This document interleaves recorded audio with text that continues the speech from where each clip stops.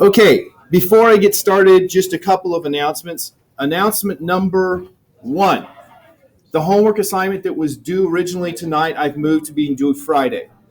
The reason being because there is entropy mentioned in 2 problems.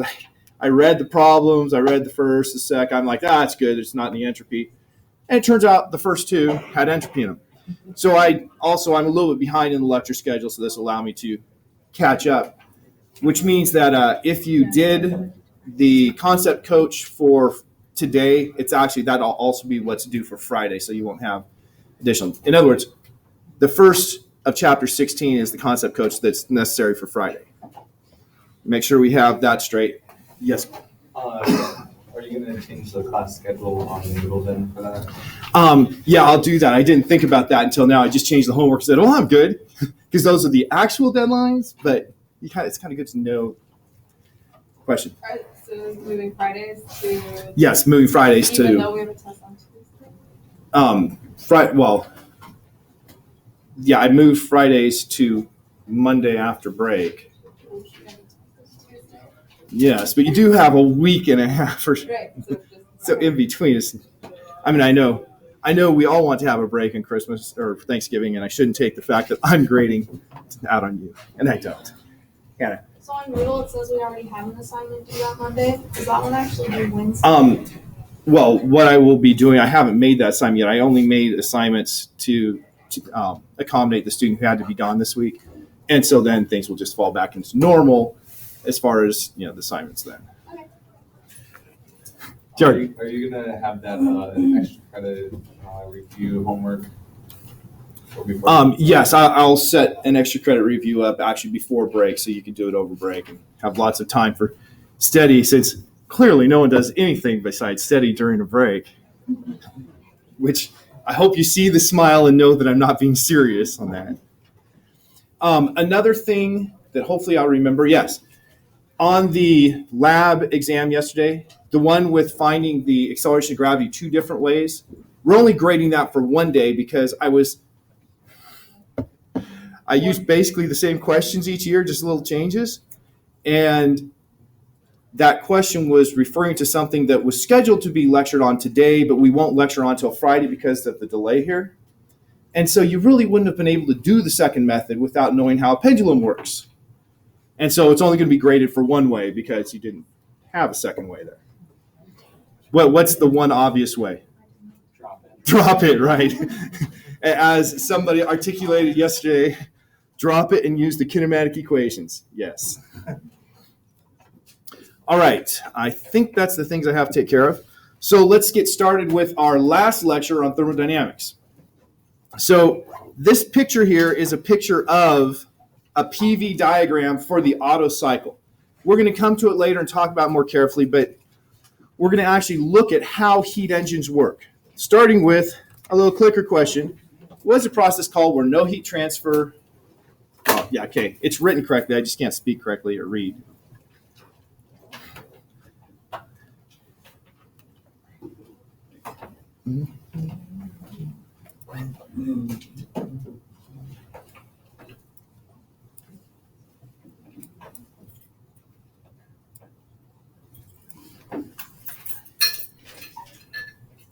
Hey, we're actually doing pretty well on this.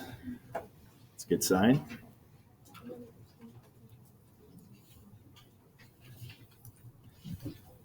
I'll give it another 7 seconds.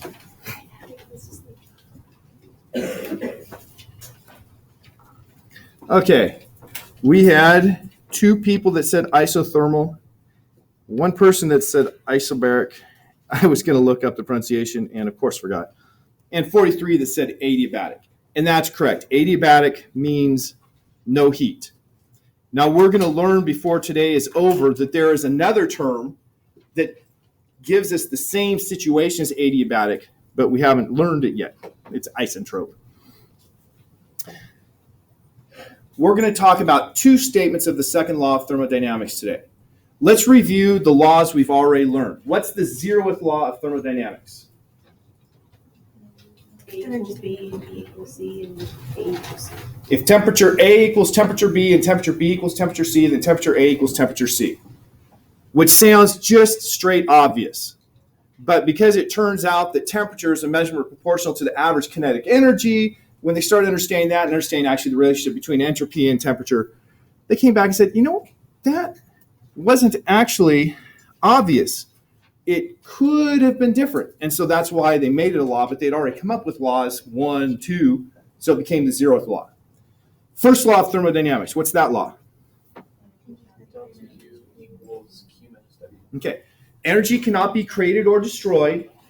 And so we write that as equation as delta U is equal to Q minus W, where delta U is the change in internal energy, Q is the heat added, and W is the work done by the system. Now we have the second law. And the second law, I've been saying from the beginning of thermodynamics, the statement that's known as the Clausius statement, that heat always flows spontaneously from hot to cold. Notice that was spontaneously. If it didn't have the word spontaneously, that would be denying the fact that we can make a refrigerator, right? A refrigerator, we somehow make it colder inside, but that's not spontaneous. We have to use a refrigerator. So the Clausius statement, heat always flows from hot to cold. Before the end of the day, we'll look at another statement about this and talk about how it relates to energy. Now for a heat engine has its purpose. I don't remember if I made that a question here or not. I think we had it before. The purpose of a heat engine is to convert thermal energy into mechanical energy. That is, convert heat into work. And the heat engine goes around in cycles, that is, it repeats what it's doing. Our beginning of periodicity, going into sound next. So a heat engine goes in cycles, and it's really easy to think about what should happen to the internal energy if you complete 2 million cycles. For every cycle you complete, if the internal energy went up, what would that mean about the temperature? It would go up. And so if every cycle of the heat engine, the internal energy went up, eventually what would happen to that heat engine? It would melt, right? It would get so hot that it would melt. So it's not possible to have a heat engine that continues to run that has the internal energy increase with each cycle. What if it went the other way? What if the internal energy decreased with each cycle? Then what would happen? It would have to stop eventually because you would get to frozen. So it turns out to have a heat engine that continues to operate, we have to have the rule that delta U for a cycle is equal to 0. So that's just a rule that has to be true for a heat engine, or else it's a bomb, something that goes kablooey, gets too hot, or it freezes and seizes. So if I look at this picture, inside the picture I have my heat engine, the yellow circle. And so for that yellow circle, I'm going to use the first law of thermodynamics. So for that yellow circle, delta U is equal to, and I have the heat flowing which way according to my, I'll write the equation first. Heat flowing which way according to our definitions?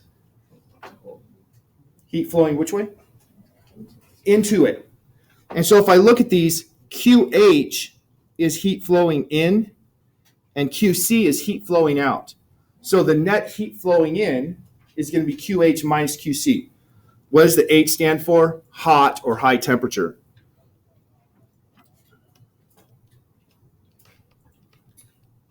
So there's the Q term in parentheses. And then I have minus the work. Work is defined as work which way?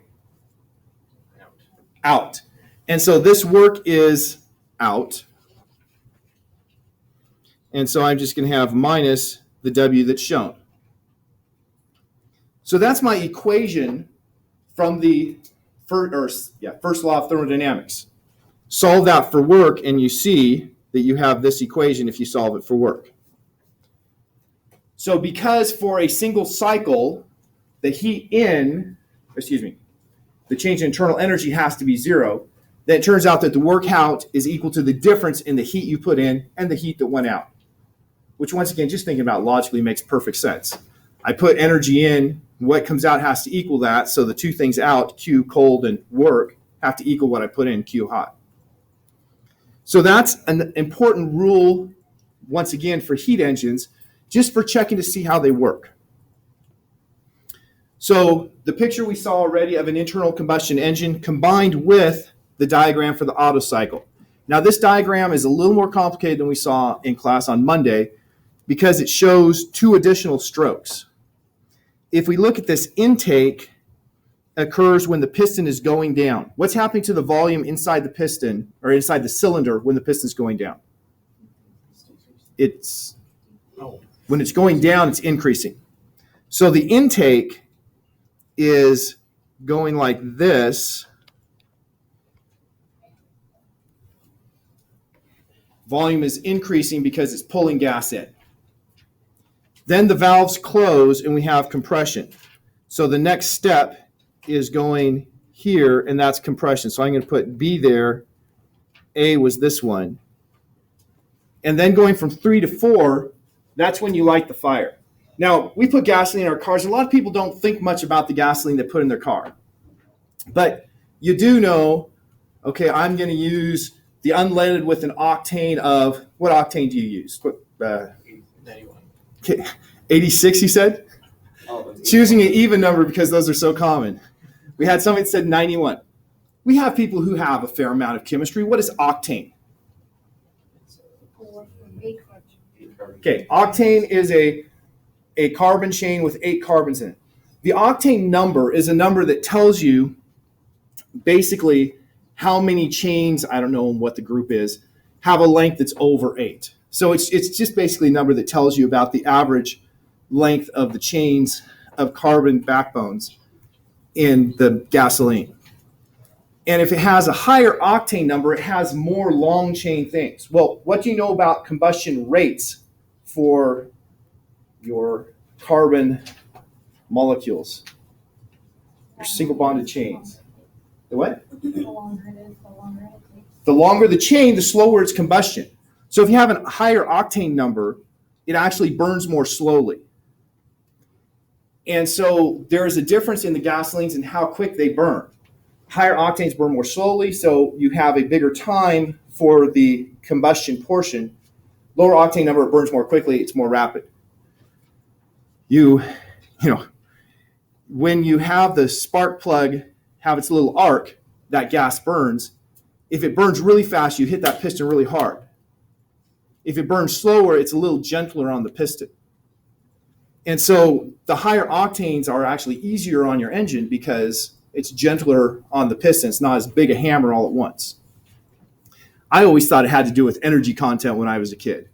Higher octane was higher energy content, and that's not the case. I don't know how the energies compare, but it's primarily about the burn rate. You had a question? So does it affect the power?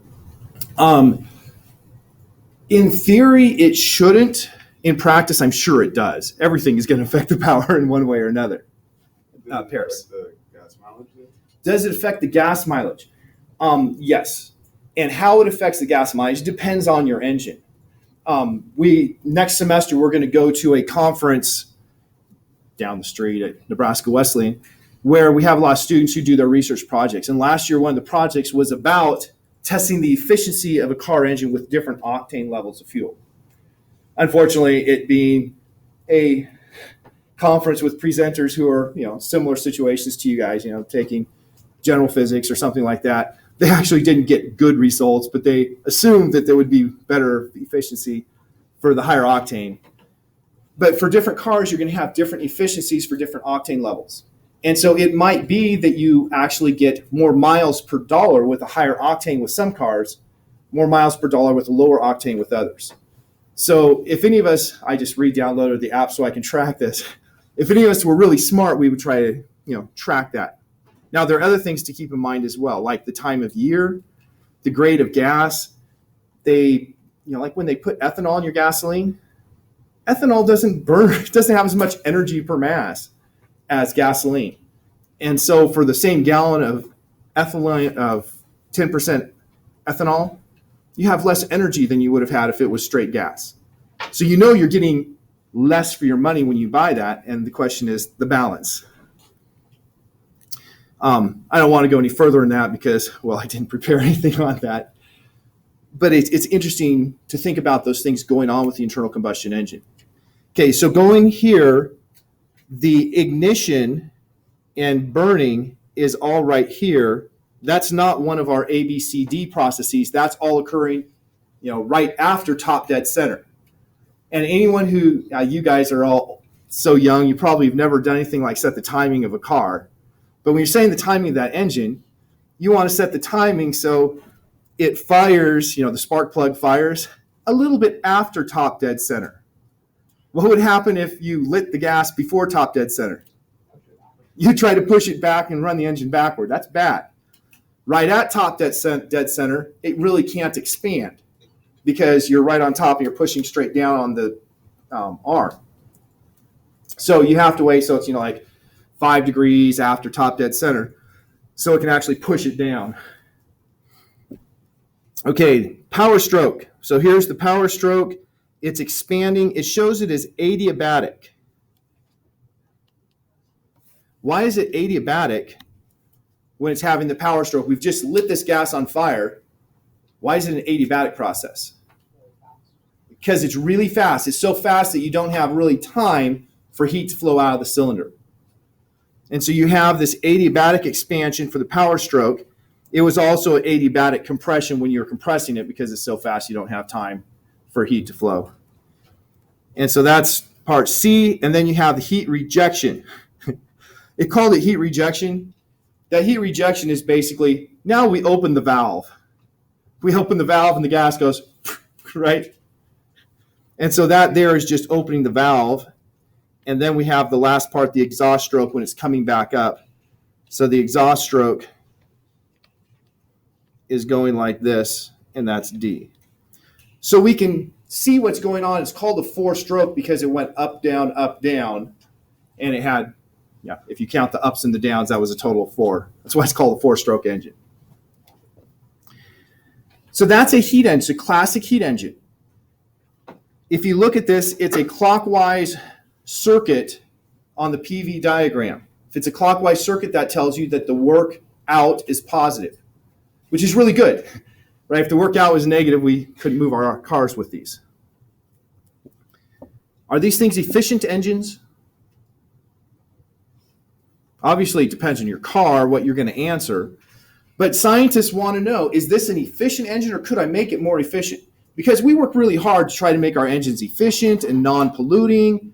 And if you're VW, those are 2 separate goals. You make it so it's, well, you guys know that whole thing, right? Yeah. But for most, it's at the same time. So how do they know if they're making an efficient engine? This is just another picture of the Otto cycle and showing heat enters when you burn the fuel. Heat escapes when you open up and let the exhaust flow out. We have this Carnot engine that allows us to do some work to try to determine how efficient we are. Efficiency is defined as what we want out. What do you want out of your heat engine? You want the work out. Divided by what you put in. Well, what do you put into the heat engine? Heat. And specifically, you're putting in the heat at high temperature. The heat at low temperature is exhaust, right? That's waste. That's lost. And so your efficiency is the work you got out divided by the energy you put in, the heat you put in. Now, using what we worked out in the previous page, the work is Q hot minus Q cold. And so we can write this more simply as 1 minus Q cold over Q hot. So that's what the efficiency is for a heat engine, for any heat engine. The Carnot heat engine was a heat engine that was designed by Sadi Carnot, French dude, and it's absolutely impossible. It's not a real engine. You can't make one. This Carnot cycle is a cycle that they say it's quasi-static. Everything is in equilibrium as you go around the cycle. And it's reversible, so you could run it forward or backward. And we'll learn a little bit more about reversible in a few minutes. And by theory, if you have a reversible process that's constantly in equilibrium, to stay constantly in equilibrium, it's going to have to go so slow that it'll take an infinite amount of time to do one cycle. Hence, if you ever see somebody that says, yeah, I built a Carnot engine, because I've seen people who said that, they're lying. It's not possible. Speaking of not possible, when I first started teaching at Pacific Union College, my colleague's wife was convinced that that first law of thermodynamics was not true. What does the first law say? Energy can't be created or destroyed. So anytime she went on a trip, she was our registrar at the college. Anytime she went on a trip, she would go to the little shops with their novelty items, and they always have little perpetual motion machines. And she's like, I'm going to buy this and show Bill. They've already made perpetual motion machines. And then he had to explain to her why, no, that's not right. Take it apart and show the hidden batteries. No, it says no batteries. Hidden batteries and many of the others, things that don't exist. Perpetual motion machines, especially the perpetual motion machine that you can use to power your house. I don't know if you've seen those, but you can buy them. That will be money lost. Okay, so this Carnot engine, Sadi Carnot devised this engine that has an isothermal expansion in which you put heat in. And then an adiabatic expansion. What does adiabatic mean? No heat. That's why that was the question we had for our first clicker question. An adiabatic expansion with no heat, then another isothermal, but now an isothermal compression, and finally an adiabatic compression.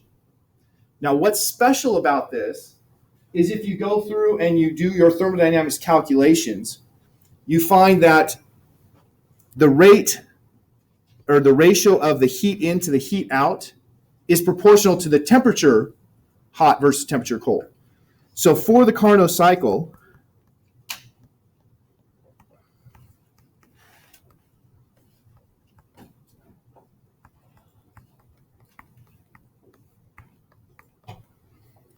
you can determine the ratio of the heats by the temperatures. And so then with this ratio in mind, you can put that into the equation for efficiency, and you find that the efficiency for the Carnot engine is 1 minus the cold temperature over the hot temperature. And the Carnot engine is, according to all theory, the most efficient you can ever get. So let's take just a simple example, an automobile engine. How hot do you suppose? And we're just going to make up numbers. You got a question, Mahala? Is there a reason that they're upside down, that hot's on top? I just put them in that order. It doesn't matter. So you would just invert it for Q cold over Q hot. Yeah, I noticed that as I was writing, but it's still correct either way. So what do you suppose the high temperature is for a car engine? 80 degrees Celsius?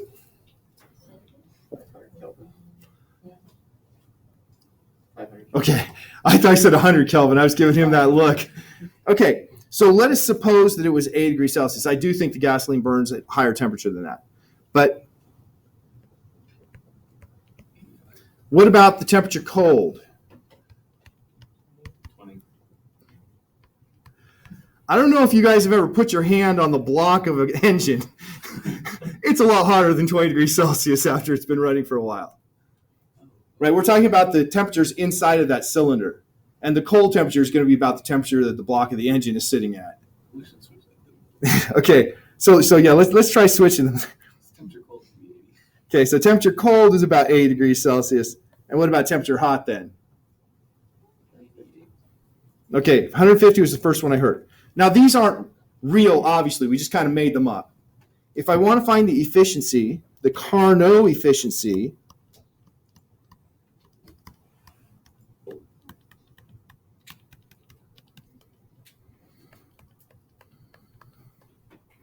you may be tempted to do this, which I did when I was solving your homework because I hadn't looked at anything beforehand. I was just like, oh, I can do that and put in the numbers wrong. You may be tempted to do this.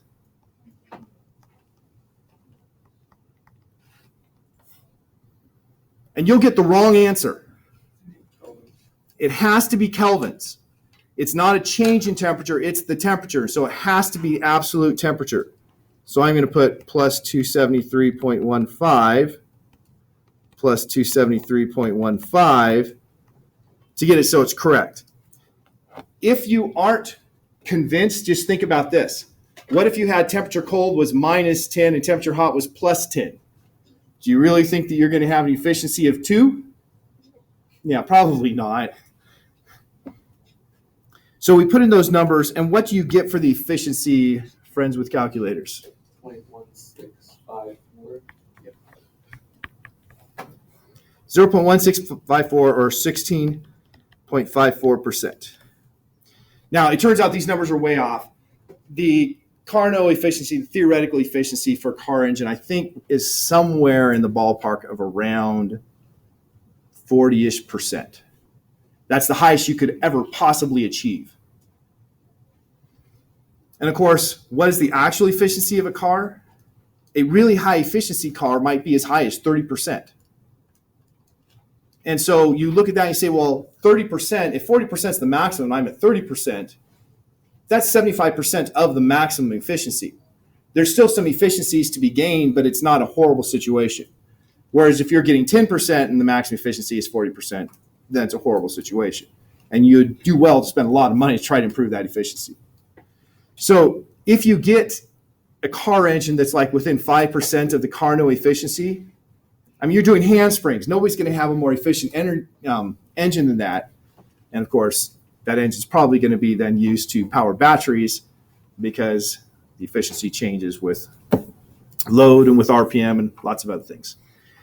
But the Carnot efficiency is useful because it tells us what our goal is. It tells us the efficiency that's maximum achievable so we can see if we're getting close or if we've got a long ways to go.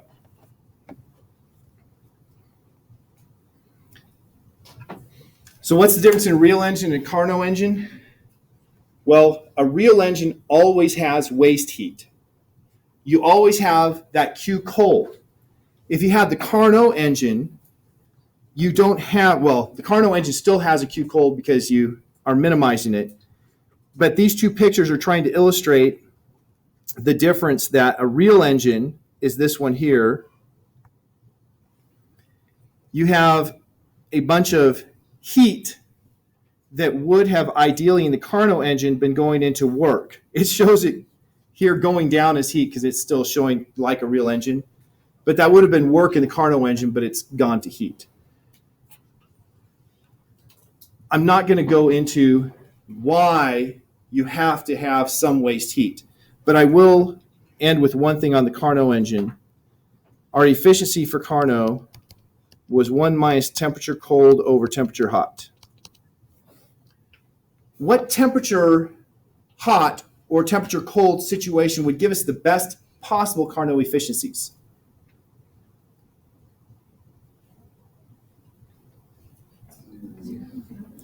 Okay, if temperature cold is 0, that's absolute 0, then we would be able to achieve a 100% efficiency of 1.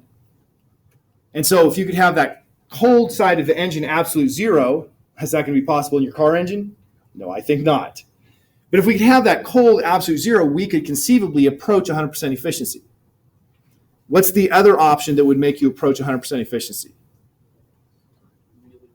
Really, really hot, temperature hot.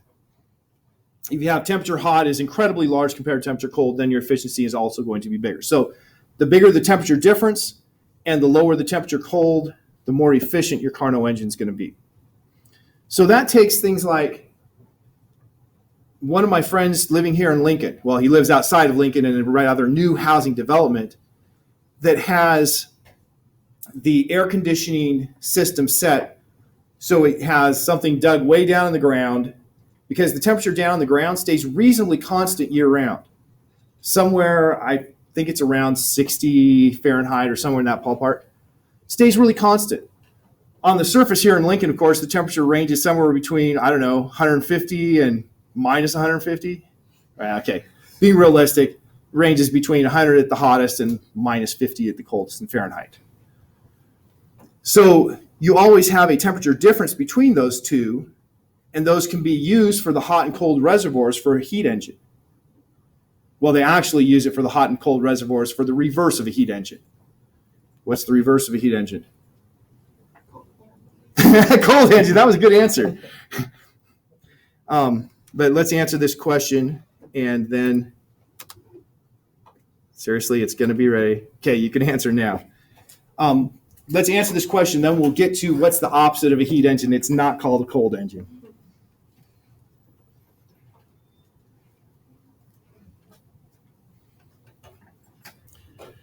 I hope my memory of which slide is next is correct.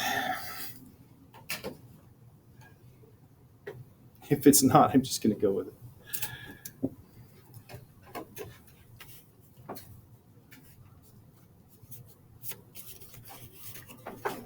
Believe it or not, we're down to the final 4 people.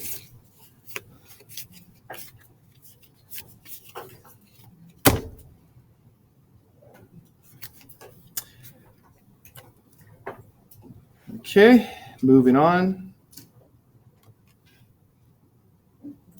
36, 10, and 2. Jonathan Meckel, tell us what you can about the Carnot engine.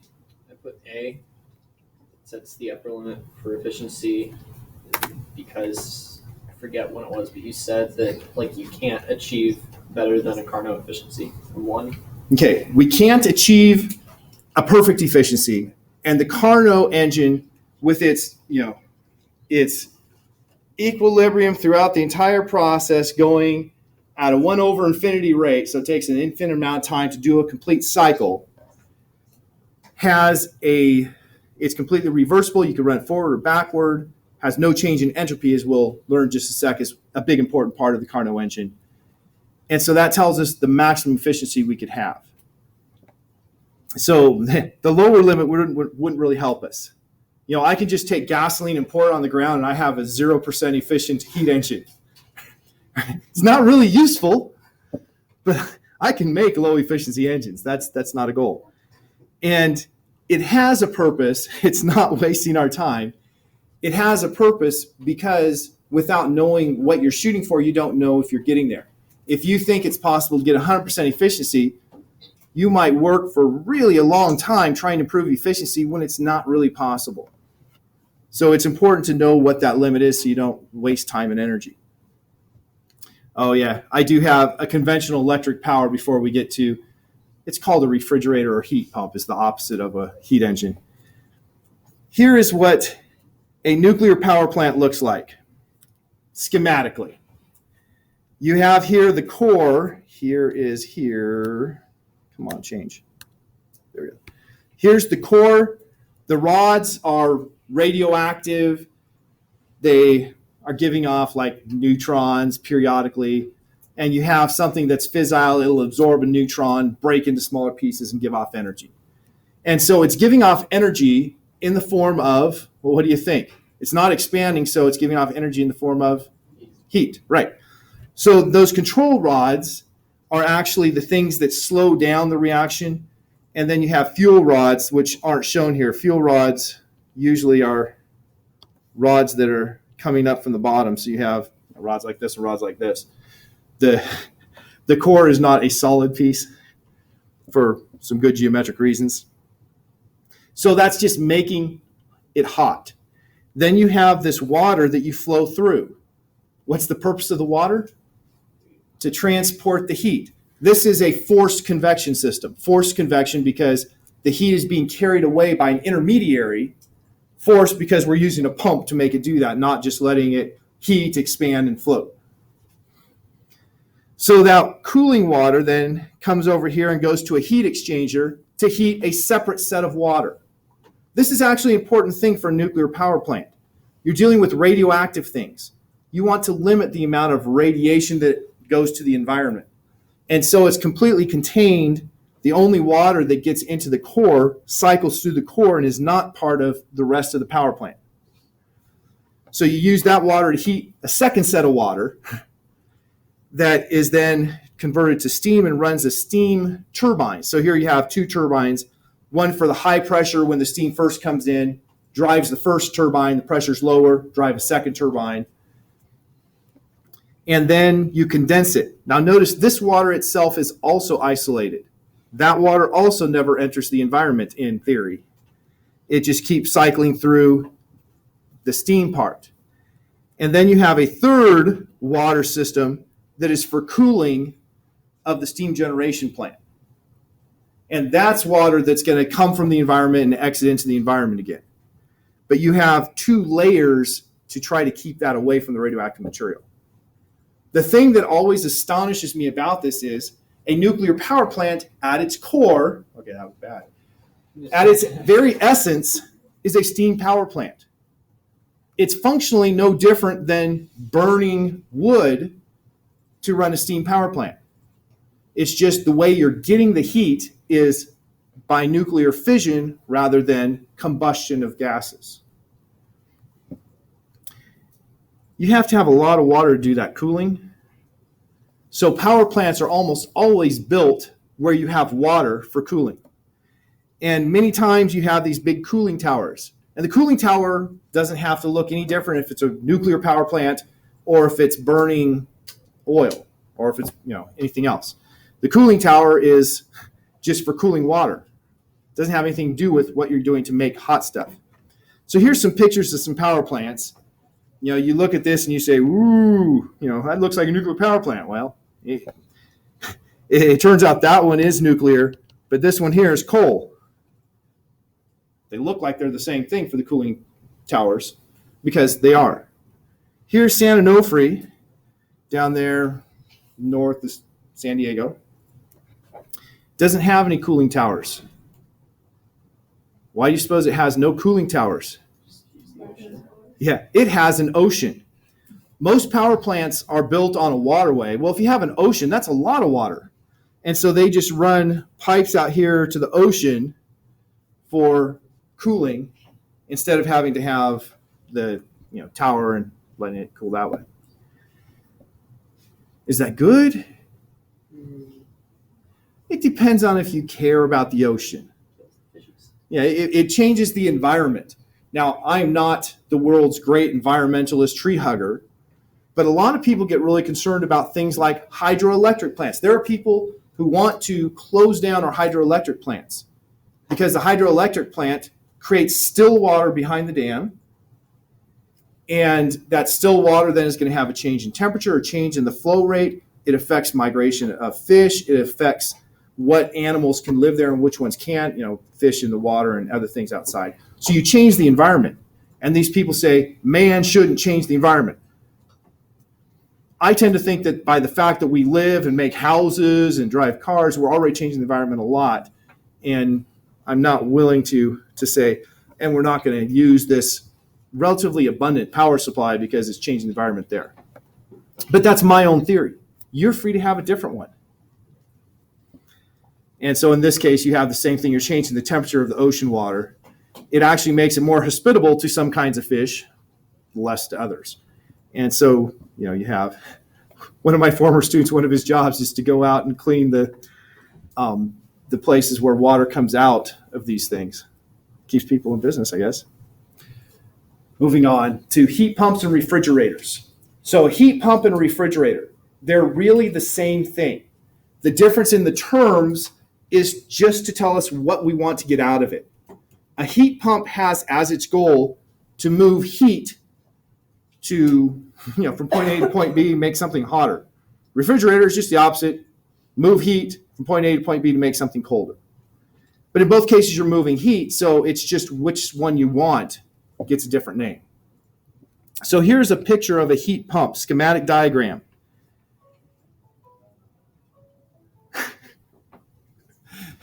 Compare that to the heat engine. What do you see is different between that and a heat engine?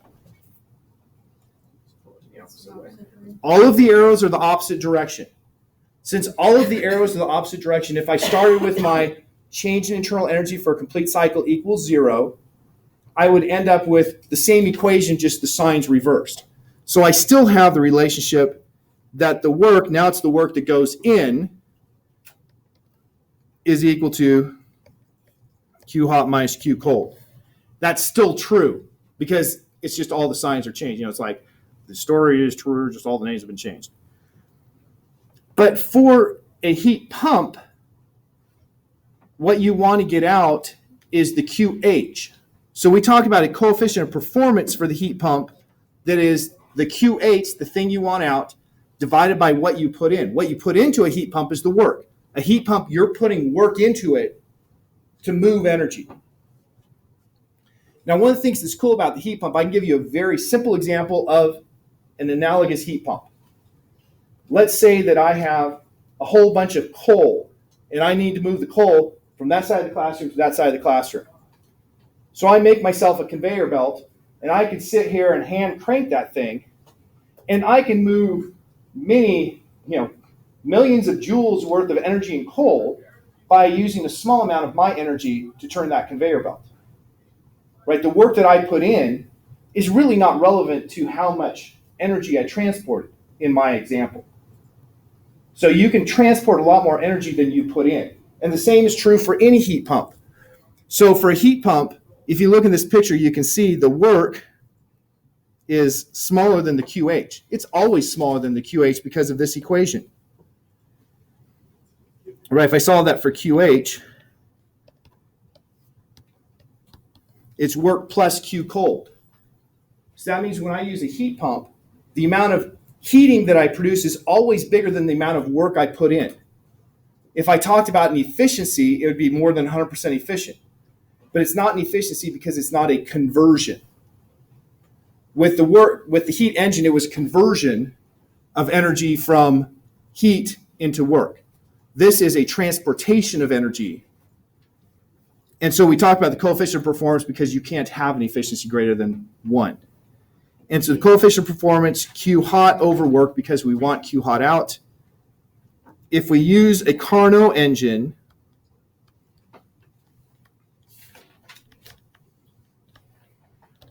I replace all the Q's with the T's. So the coefficient of performance for a Carnot cycle in a heat pump would be temperature hot over temperature hot minus temperature cold. Now, if you look at this, when do you have the highest coefficient of performance? What temperature situation gives you the highest coefficient of performance? Absolute zero. It's not absolute zero. What did you say, Mahala? Oh, that's what I was gonna say, 0 waste. Like, no. Well, we don't have waste in a heat pump. Looking at the equation, what temperature situation would make this equal to infinity or approach infinity?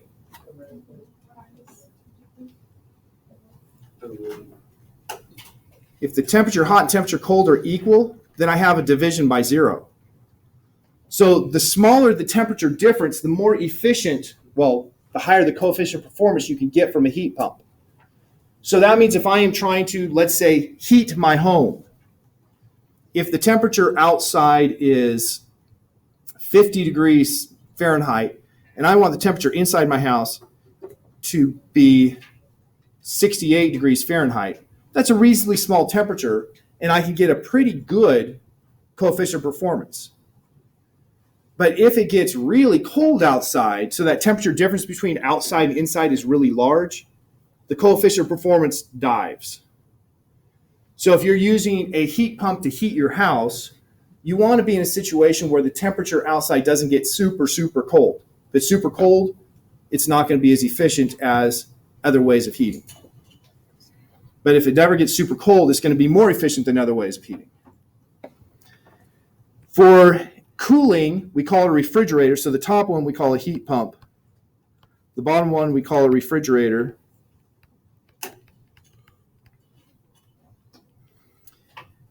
Then what we want to do is remove maximum amount of cold, and so the coefficient of performance just has Q cold on top instead of Q hot on top.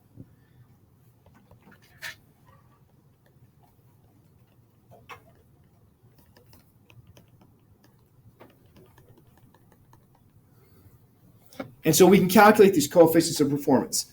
Now, you can buy a space heater, like in your dormitory room, it gets cold, so you buy a space heater. How's the space heater actually heating your room? Running electricity through a metal coil or something. Okay, you run electricity through a metal coil or something, And it's actually really efficient. It's close to 100% efficient. That means you're close to all of the energy that's coming from electricity gets converted into heating your room. Good, right? What's the worst possible case if you used a heat pump? 100% efficiency. So a heat pump is always going to be better than that space heater. So why would people use a space heater? Well, let's say you're the person who has the office next door to mine. What do you know about the temperature in my office? I like to keep it relatively cool. And I have the thermostat for the offices of mine on either side. So those people have those space heaters because they want a differential temperature. They can't use the more efficient system that's cooling my office to set their thermostat. All right. Last topic. I think it's the last topic. Entropy. Looking at the clock. Yes, it is. A lot of people know about entropy, and I know yesterday in the Physics 251 class, we talked about entropy. Entropy, people have the very common understanding. It means the amount of disorder. And my pictures on the right kind of illustrate that. You have two situations. One where we have molecules in a room or in a box bouncing all over the place, roughly evenly distributed with roughly even speeds. That's what we would consider a highly disordered system. Highly disordered because it's just randomly distributed everywhere. The one at the bottom has them all clustered in a corner. That we would say is more ordered because it's not randomly distributed. That's what we mean when we talk about entropy. We're talking about if it is something that is randomly distributed or if it's non-random, really. And we have a mathematical equation for the entropy. Entropy is Boltzmann's constant times natural log of the number of microstates in the macro state. The macro state is the state defined by our variables of state. So the state defined by the pressure, volume, temperature, number of molecules. And it turns out entropy. Entropy is also a state variable. So you have, for the same pressure, volume, temperature, number of molecules, you can have different distributions, right? You could have, molecule over here at this speed or over here at this speed. It's not going to make a difference to the overall macroscopic state. And so there's lots of different ways you can arrange the molecules to have the same pressure, volume, temperature, number of molecules. And so the number of microstates is the number of ways you can arrange it. The number of ways you can arrange this is much more limited, a much smaller number of states. And so because it has less ways you can arrange it to get that, you have a lower entropy. And so this is a mathematical relationship telling you that, which if you think about it, makes this entropy really just a probability. If something is a high entropy, that means it's higher probability. Low entropy, lower probability. And that makes, I'm going to come back to this, Planck's statement of the second law that says every process occurring in nature proceeds in a sense in which the sum of the entropies of all bodies is increased. Understanding what entropy means, that says any natural process is going to go to the most likely outcome. That's what it says. It's not a firm and hard law, it's a statistical law. But when you have 10 to the 26th particles, the statistical law becomes very close to an absolute law. For your homework, you actually need to have these equations here. The change in entropy when you go through a process is the heat divided by the temperature. But if the temperature is changing, then you have to use one of these equations I have on the right, either MC, natural log of temperature final over temperature initial, if it is a solid or a liquid, or NC, the molar specific heat, natural log of temperature final over temperature initial, where the C, if it's constant volume, is CV, if it's constant pressure, it's CP. Doggone it. I guess we won't answer that question because we haven't talked about the snowflake. Okay, have a great hump day.